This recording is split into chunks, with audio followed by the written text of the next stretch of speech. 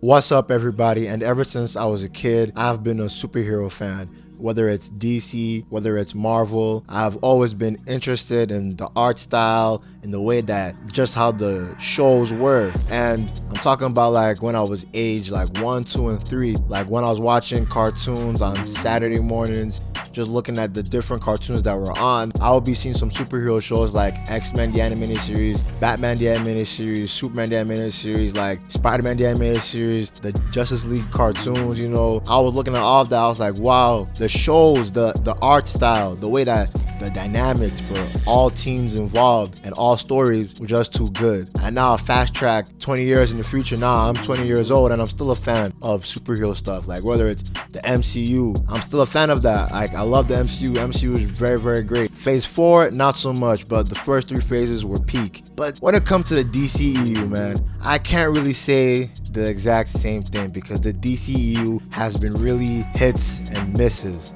And a lot of misses. Now, I know a lot of people in the comments might come and harass me and, talk bad about me for saying this, but I'm not a fan of Zack Snyder, man. You know what I'm saying? I know that he's a great guy. I know that he's talented in his own right because, he created the 300 movie and Watchmen. In my opinion, I watched the Watchmen and it was pretty good, you know what I'm saying? But I'm sorry, his work that he did with DC was just straight ass. You know what I'm saying? Like Man of Steel, the movie Man of Steel, I watched it when it came out. At first, I loved that movie, man. But then I now was watching it like at least 4 times. I saw so many flaws in that movie. And it's too much to even say here, but one of the major flaws, obviously, was to have Superman killed in his first movie. Now, granted, Superman did kill Zod in the comics, granted. But that wasn't in his first outing, you know what I'm saying? And especially now, in this current day and age, where Superman is supposed to be this symbol of hope, of justice, of truth, you have him kill somebody in his first movie, regardless of the reason, and you can't have that with Superman. So Man of Steel wasn't that bad. The Superman killing Zod could be redeemable, but then when I go to Batman v Superman, and then next thing you know, that movie to me was just straight like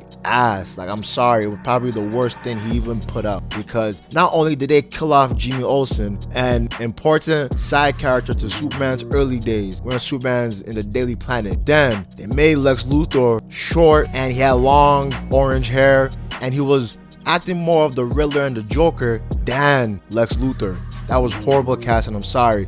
Jesse Eisenberg is a great actor, but that role was not it. Then you now have Batman. Ben Affleck has the exact build, look, and voice for Batman, but I'm sorry, what he was doing in that movie was not Batman. Batman shooting and killing people, Batman doing like such horrible things, and not even that, like the way that he even met Superman. Already, he was already trying to kill Superman. Like, did I try to do a world's finest movie first before rushing it and trying to have Batman face Superman? Because at the same time, Marvel was having Captain America Civil War, which that movie was peak, man. I ain't gonna lie to you. So DC were trying to rush that, and that's what you're not supposed to do. Because you see, with Marvel, they had Iron Man 2, and then next they had Captain America, then Avengers. You know what I'm saying? They had these movies to build up each other. Next it all culminated in Captain America Civil War. It now shows us, oh yeah, so this is the reason why they're gonna fight. You know what I mean? So we actually saw the reasoning in the previous movies. But in Batman v Superman, I'm sorry, it was just bad to me. It was just bad. Like, how are you gonna rush not only Superman's second outing, but Batman's first outing, have them fight each other, have Batman use guns, have Batman killing people, have Batman asking him, do you bleed? You know what I'm saying? Making Batman feel like a bad guy. Batman, like I say, he's a very great superhero, but in terms of morals, he does cut corners, you know what I'm saying? He does do things that the police, like the GCPD, they don't like, until they now eventually warm up to Batman, and I realize that actually, yeah, he is a savior of Gotham. But to just have him come outright killing, you know what I'm saying, using guns, shooting guns, have his Batmobile be arsenaled up with guns, it was just horrible. Then next thing you know, Wonder Woman, I ain't gonna lie, her debut was pretty great. I ain't gonna lie, I liked her debut,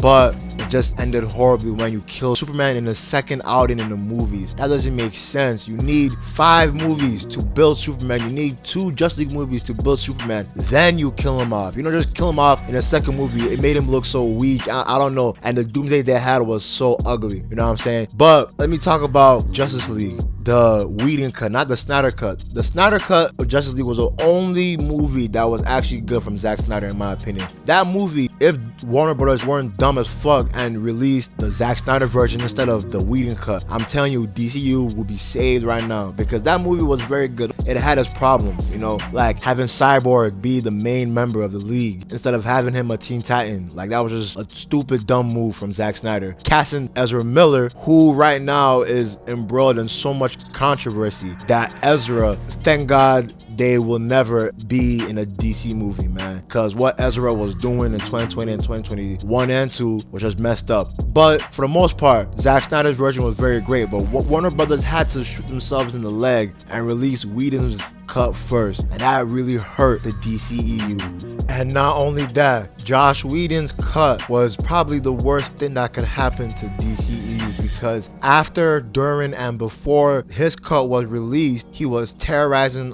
all of the cast, terrorizing all of the crew, was the reason why Zack Snyder in the first place even left DC, and he is the reason why Ray Fisher is gone and Ben Affleck is gone as well. You're seeing a pattern here. It's a lot of baggage. There's a lot of baggage, and it's not mostly Snyder's fault. It's not Zack's fault most of the time, but he did contribute to this baggage. Then we now reach to Wonder Woman, the only great movie so far, bro. That movie was great. The third act was a little bit iffy, but man, that movie was empowering. It was powerful. Wonder Woman was great, man. I ain't gonna lie to you. Then I ain't gonna talk about the Suicide Squad, but that movie was even worse than Batman v Superman. Then, you know, this one, the DCEU, man, I give up on it. I truthfully give up on DCEU at that time, because, you know, there was just too many bad decisions after bad decision after bad decision. Then we now brought in Hamada, you know what I'm saying? Even though Zack Snyder, he had a hand in Aquaman, but that's not necessarily his movie, you know what I'm saying? That's mostly James Wan. Aquaman was pretty good, I ain't gonna lie to you. Like, at first when Jason Momoa was cast in Justice League, I was a little bit iffy, because, you know what I'm saying, Jason Momoa plays a cool Aquaman, you know, Jason Momoa, he plays that part, and it shined in Aquaman movie. Jason Momoa was a very great casting for Aquaman. Ocean Master looked great. He looked the part. Ocean Master's suit, probably one of the best suits I saw in the DCU, and Aquaman suit. The story wasn't that like great. It was just pretty good. Everything else was great, man, and it made $1 billion.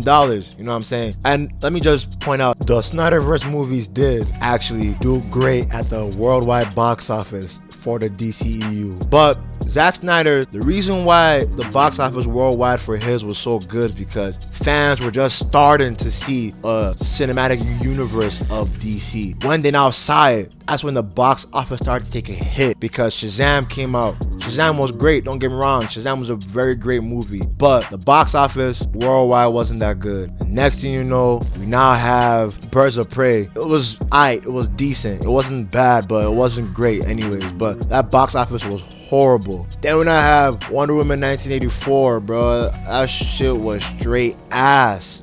Horrible, man. Like, Patty Jenkins, thank God she's not making Wonder Woman 3, because she just missed the mark in Wonder Woman 1984. Straight ass. Then something happened that this is the main point of the video. We're 10 minutes in already. This is the main point of the video, and that's James Gunn finally coming in. You know what I'm saying? James Gunn, say what you want about him, but his success in Marvel speaks for itself. Guardians of the Galaxy 1 and 2 were great. I ain't gonna lie. His new Guardians TV special was great.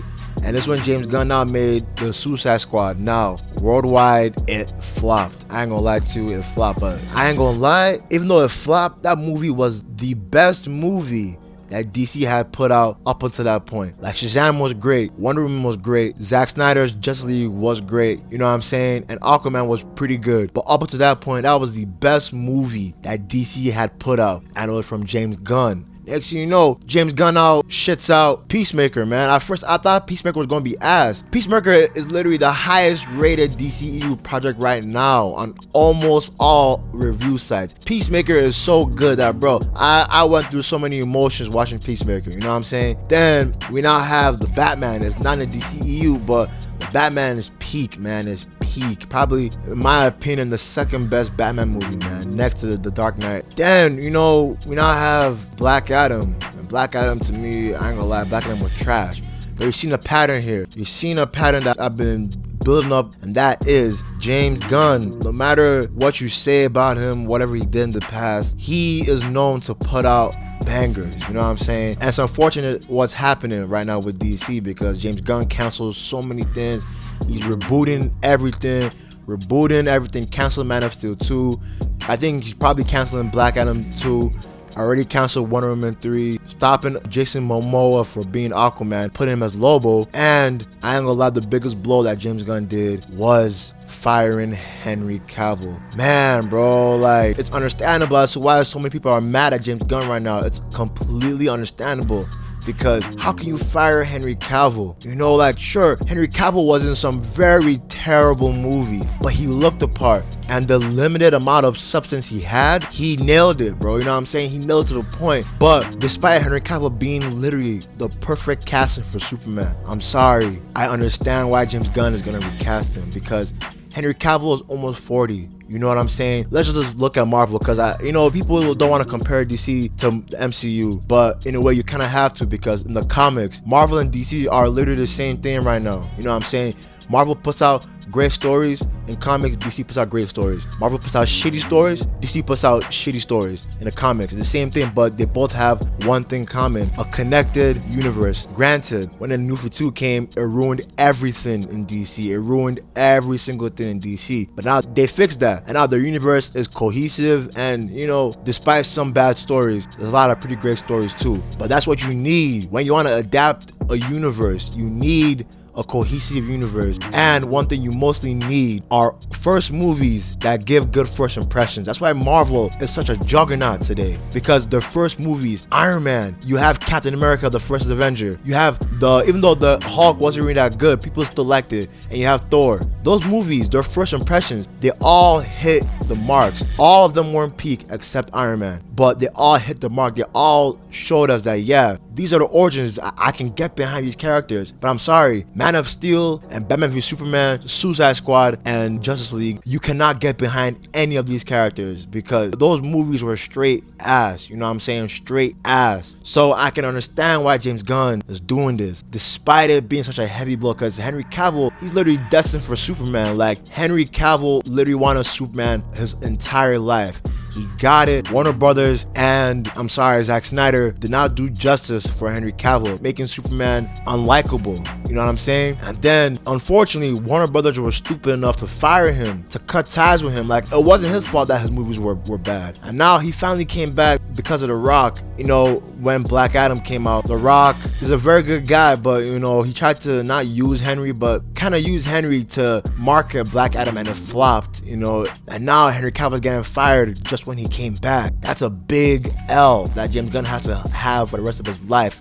But it's an understandable big L, because if you want to build a foundation, a franchise, a universe, a multiverse, not similar to Marvel, but similar to what you've been doing in the comics, despite DC killing itself in 1985 and 2011, you have so much history, and the comics that they produce, they have so much of a cohesive and connected story that how can't you follow it? How can't you not follow what you've already done? Like, let's look at the DCEU, the Batman the Animated Series, Justice League cartoons. All of those shows are literally the blueprint that Warner Brothers dumbasses did not even use, did not even look at, did not even think about. And that's pathetic, you know what I'm saying? But James Gunn right now, online, on Twitter, he is the most hated man, bro. It's trending, hashtag fire James Gunn. And, it's disappointing, understandable, and corny, because I don't know, like, James Gunn hasn't even started his reboot, but the shows that he produced and the movies that he produced were peak. They're critically acclaimed, despite Suicide Squad flopping in the box office. Peacemaker was a hit on HBO Max, and it's literally the best rated show in DC. Guardians of the Galaxy 1 and 2 are literally one of the best movies in the MCU, probably in my opinion like top 8, top 8. But the whole reason of this video, I haven't done this video this long, is because I know that James Gunn is being hated right now. But I'm willing to be slightly patient with James Gunn. I'm willing, because I've seen his success, I've seen his resume, I've seen his track record, and all of them hit the mark. All of them hit some mark. He has shown that he can mix comedy with sad emotions, with, you know, serious emotions, with serious sequences. He can mix all of that. But, you know, what he did do was fire Henry Cavill, and that's a big L that he has to walk with for the rest of his life, unfortunately, man. Because Henry Cavill is too good of a person and too good of an actor, in my opinion, to not be Superman. But I'm out. Peace.